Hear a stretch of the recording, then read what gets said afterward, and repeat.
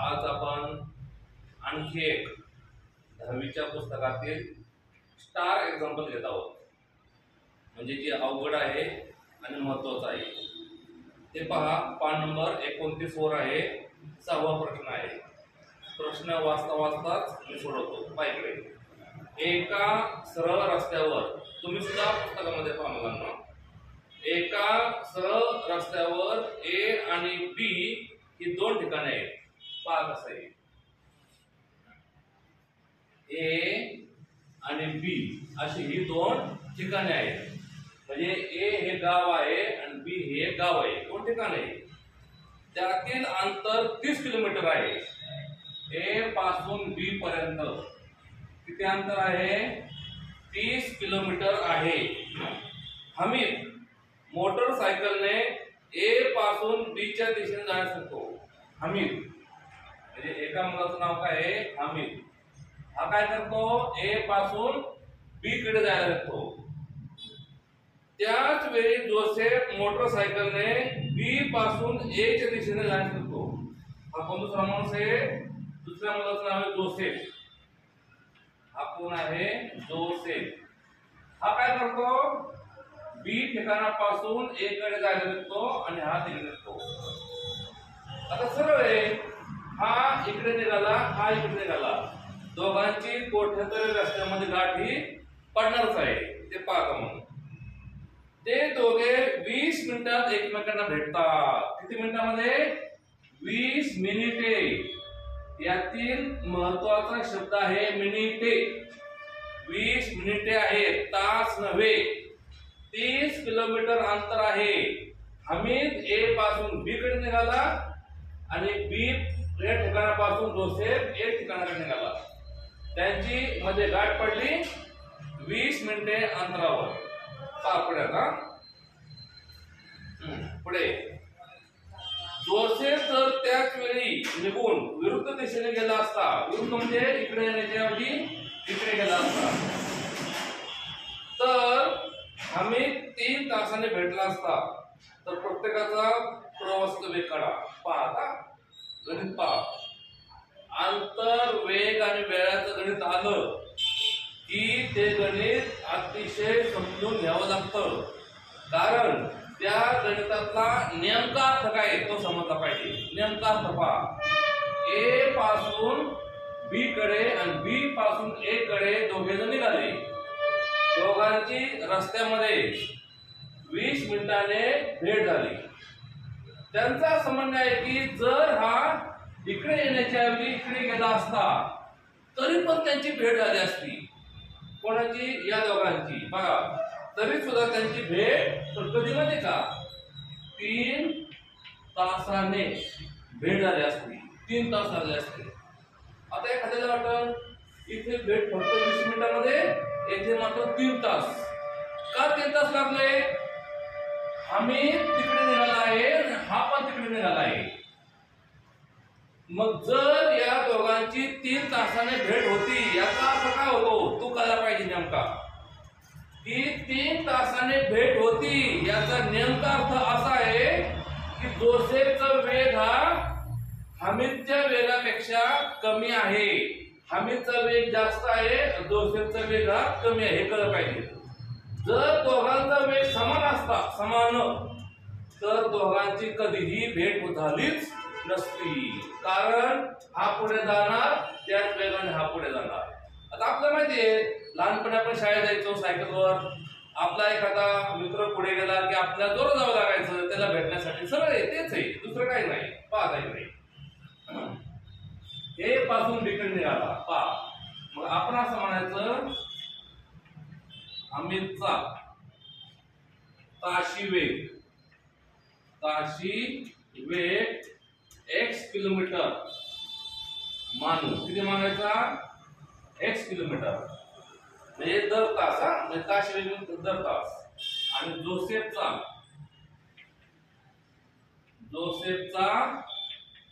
ताशी वेग y kilometre मानू. आता पहा, 20 मिनिटाने दोघांची एकत्र भेट होते. याचा अर्थ काय होतो, दोघांचा वेळ समान आहे परंतु वेग मात्र वेगवेगळा आहे. मग आपण असं म्हणायचं 20 मिनिटे. आता ही गोष्ट फार महत्वाची. 20 मिनिटे हे उदाहरण नाही, कोणतंही उदाहरण तुम्हाला जर मिनिटामध्ये आलं, वेग आणि वेळामध्ये त्या मिनिटाचे तासामध्ये रूपांतर करायचे. फक्त ध्यान ठेवा कायमचं. जर वेग आणि वेळ यांचा ताशी वेग असेल, दिला असेल, तासामध्ये असेल एक गोष्ट, तर त्या मिनिटाचं रूपांतर तासामध्ये करावं लागतं. तर 20 मिनिटं म्हणजे किती तास? एखादा काय म्हणेल 20 मिनिटं म्हणजे तासच नाही, तास 60 मिनिट लागतात, 20 मिनिटे फक्त. तर तसं नाही. 1 मिनिट असो, अर्धा मिनिट असो, कितीही मिनिटं असो, त्याचं आपण तासामध्ये रूपांतर करू शकतो. सरळ आहे. जेवढी मिनिटं आहे त्याला 60 ने भागायचं, म्हणजे 20 भागिले 60 एवढे तास आले. तर किती होणार पहा बरे. 0 0 गेला, 1/3 तास आले 20 मिनिटं मध्ये. 20 मिनिटं म्हणजे 1/3 तास. म्हणून जोसेफने, पहिला हमीद घेऊ आपण. हमीदने 20 मिनिटांमध्ये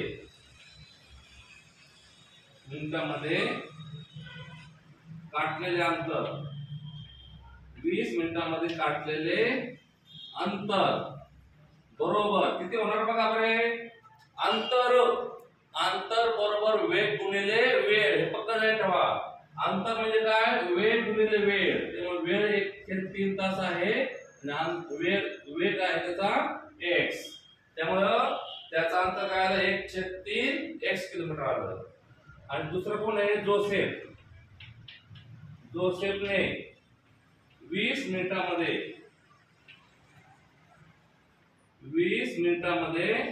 काटलेले अंतर बरोबर. तसेच दोघांचा वेळ समान आहे, 1/3, फक्त इथे y येणार. वेग वेगळा आहे आणि वेळ मात्र समान आहे. पहा आता दोघांनी किती अंतर काढलं एकूण. हा इकडून आला, तो तिकडून आला. सरळ आहे. दोघांनी मिळून 30 किलोमीटर अंतर आहे. म्हणजे एकूण अंतर बरोबर किती आहे, 30 किलोमीटर. मग आता आपण असं म्हणू शकतो दोघांचं एकूण अंतर किती आहे, 30 किलोमीटर. म्हणजे 1/3x अधिक 1/3y बरोबर 30. 3 नको आपल्याला खाली. जो अंक आपल्याला खाली नको असतो त्या अंकाने प्रत्येक पदाला गुणावं लागतं. म्हणजे काय होणार, तो अंक निघून जाणार. 3 ने गुणू, उत्तर काय आलं मग. 3 ने गुणल्यावर 3 ने गुण जाणार, x अधिक y बरोबर. नीट पाहिजे. 3 ने गुणलं म्हणजे 3 3 गेले, 3 ने गुणलं 3 3 गेले. 3 याला पण गुणायचंय, 30 3 90. चुकून याला गुणायचं राहतं. याला लोक सभ्य भाषेमध्ये सिली मिस्टेक म्हणतात. काय म्हणतात, सिली मिस्टेक.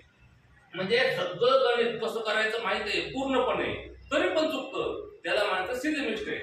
म्हणजे येथे गुणायचं राहून गेलं, त्याला सिली मिस्टेक म्हणायचं. त्या माणसाला माहित असतं येथे गुणायचं असतं, तरी पण राहून गेलं, याला म्हणायचं समीकरण नंबर 1. आता दुसरी अट. आता हे पुस्तक पडा. आता दुसऱ्या अट कोणते बघा बरे. त्यांचं काय म्हणते पहा आता नीट. दुसऱ्या अटीमध्ये की हा ए आणि बी आहे, तो इकडे आणि इकडे येण्याच्या ऐवजी हा इकडे गेला. वेग तोच बरं का, याचा वेग y आहे, याचा वेग x आहे. त्यांचं काय म्हणणे, आता त्यांची भेट होते पण किती, 3 तासाने होते. किती तासाने, 3 तासाने. मग सांगा बरं आता 3 तासामध्ये, 3 तासामध्ये पहिला कोण आहे, हमीदने. हा पहिला कोण आहे, हमीद, आणि हा आहे जोसेफ. 3 तासामध्ये हमीदने काटलेले अंतर बरोबर किती होणार, 3x किलोमीटर. किती होणार, 3x. आणि 3 तासामध्ये दुसरं कोण आहे, जोसेफने काटलेले अंतर गाठलेले अंतर बरोबर 3 y किलोमीटर y, कारण अंतर म्हणजे काय, वेग गुणिले वेळ. हमीदचा वेग x आहे किलोमीटर, 3 तास गेले 3x. जोसेफचा आहे y किलोमीटर दर तास, 3 तासाने 3y.